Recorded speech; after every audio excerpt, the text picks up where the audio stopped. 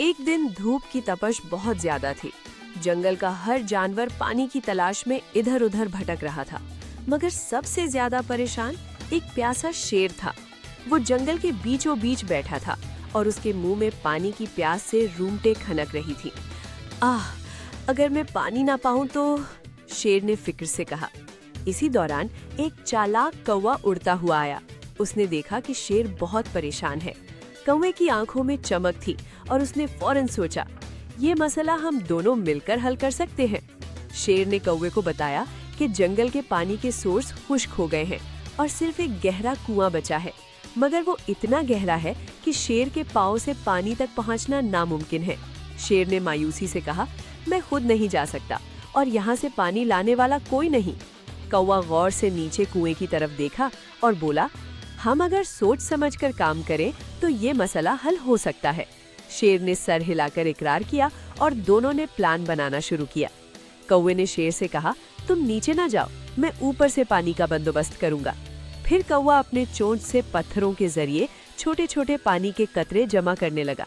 शेर ने अपने मजबूत पंजों से कुछ पत्थर तोड़कर कौवे के पास पहुंचाए ताकि वो ज्यादा पानी इकट्ठा कर सके। थोड़ी देर बाद कौवे ने शेर के सामने एक छोटा सा पानी का तालाब बनाया। शेर ने पहली बार अपने मुंह से पानी पीकर कहा, वाह, तुम वाकई चालाक हो, मगर ये सब कुछ हम दोनों की टीम वर्क से मुमकिन हुआ। शेर और कावे ने मजीद पानी इकट्ठा करने का मंसूबा बनाया। शेर कभी ऊपर छलांग लगाकर पत्थरों को ठीक जगह पर रखता और कावा हर छोटे बड़े पानी के कतरे जमा करता। दोनों ने हंसकर कहा, अकेले कुछ भी मुश्किल है, मगर साथ काम करने से सब आसान हो जाता है।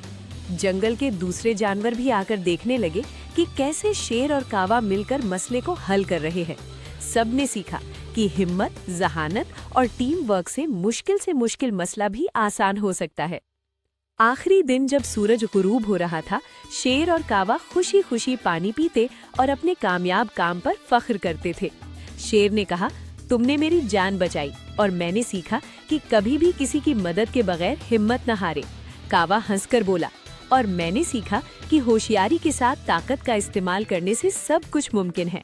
इस दिन के बाद जंगल के हर जानवर ने समझा कि अगर हम सब साथ मिलकर काम करें तो कोई भी मसला हमें शिकस्त नहीं दे सकता। शेर और कावे की दोस्ती और टीम वर्क की कहानी जंगल में हमेशा याद रखी गई।